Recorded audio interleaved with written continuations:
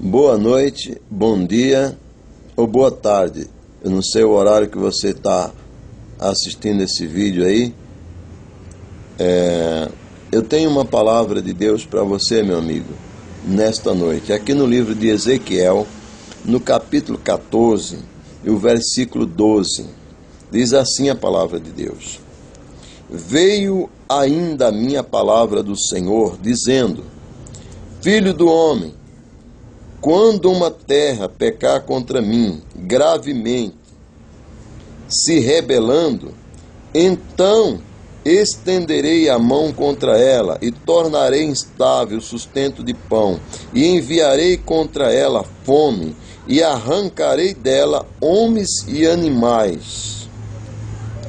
Ainda que estivesse no meio dela esses três homens, Noé, Daniel e Jó, eles, pela sua justiça, livrariam apenas as suas almas, diz o Senhor Jeová. Se eu fizer passar pela terra nocivas alimárias, e elas assolarem, que fiquem assoladas, e ninguém possa passar por ela por causa das feras. Ainda que esses três homens estivessem no meio dela, vivo eu, diz o Senhor Jeová, que nem a filhos nem a filhas livrariam, só eles ficariam livres e a terra seria assolada. Ou se eu trouxer a espada sobre a tal terra, e disser: espada, passa pela terra, e eu arrancar dela homens e animais, ainda que aqueles três homens estivessem nela, vivo eu, diz o Senhor Jeová, que nem filhos nem filhas livrariam, mas eles só ficariam livres. Veja, meu amigo, que a palavra de Deus aqui se refere a esses três homens, Noé, Daniel e Jó. Porque Deus mencionou aqui o nome desses três homens? Porque foram homens que deram um bom testemunho, foram homens de fé, homens fiéis, homens corretos, homens corajosos.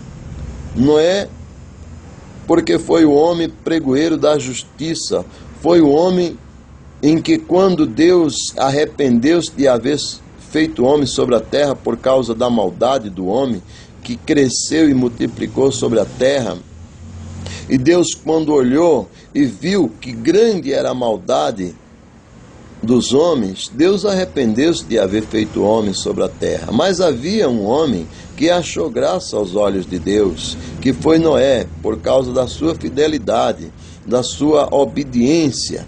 Noé, no meio daquela geração perversa e corrupta, ele era fiel, ele era justo com o povo e justo com Deus. Noé era homem justo. E então Deus fez uma aliança com Noé, não deixando que Noé fosse destruído, porque ele ia acabar com tudo, mas viu que Noé era homem justo e fiel a ele, temente, então fez com Noé um pacto, uma aliança, e deu então as medidas. Foi Deus o arquiteto daquela arca, e Noé foi fazendo a arca e pregando que o mundo seria destruído com água, e o povo zombava de Noé. O povo naquela época zombavam de Noé, oprimia Noé, ou seja, Noé era oprimido, pressionado por aquele povo que não tinha o temor de Deus, mas vamos parar um pouquinho aqui de falar sobre Noé. Vamos falar agora sobre Daniel.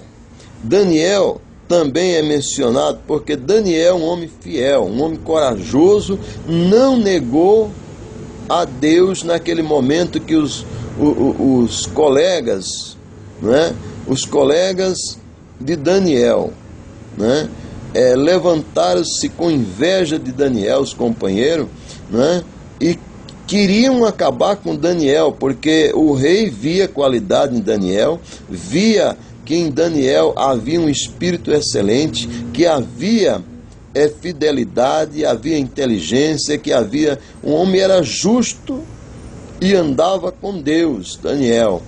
E eles queriam acabar com Daniel. Então criaram ali, fizeram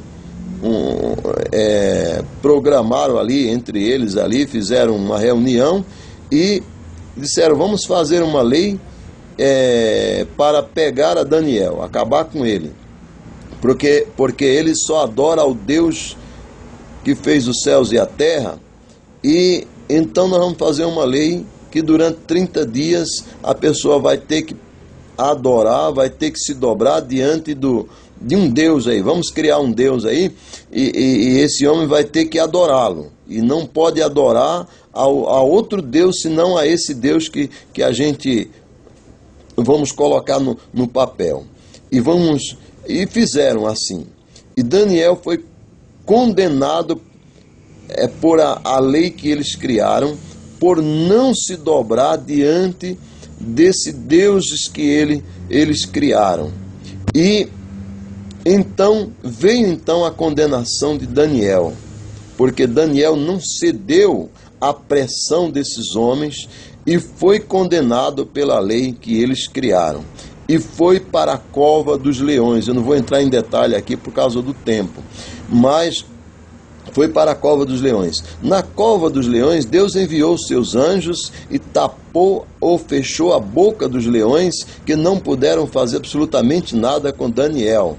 Mas ele mesmo, sendo condenado a ser morto, devorado pelos leões, ele permaneceu fiel a Deus. Por isso que Deus, ele fala sobre esses 3 homens: Noé, Daniel e também Jó. Jó por quê? Porque Jó era um homem temente a Deus e se desviava do mal.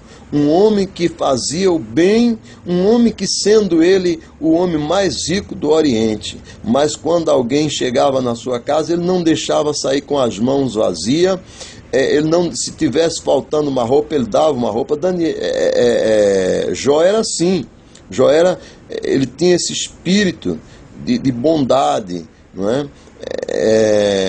Essa misericórdia, não é? Era um homem fiel a Deus, um homem temente, se desviava do mal. Mas, vindo as provas, que eu não vou aqui entrar em muitos detalhes para que o vídeo não fique muito grande, veio as provas sobre Jó, e ele perdeu todos os bens que possuía. Todos os bens. O homem mais rico do Oriente agora ficou pobre, não tinha nada. Mas isso não bastou. Veio então enfermidade sobre Jó, uma lepra do alto da cabeça à sola dos pés, a qual ele se raspava com caco de telha, e ainda se cobria com cinza para amenizar a coceira, a dor da lepra. Mas ele permaneceu fiel. Quando ele perdeu tudo, ele disse: Deus me deu e Deus tirou, louvado seja o Senhor.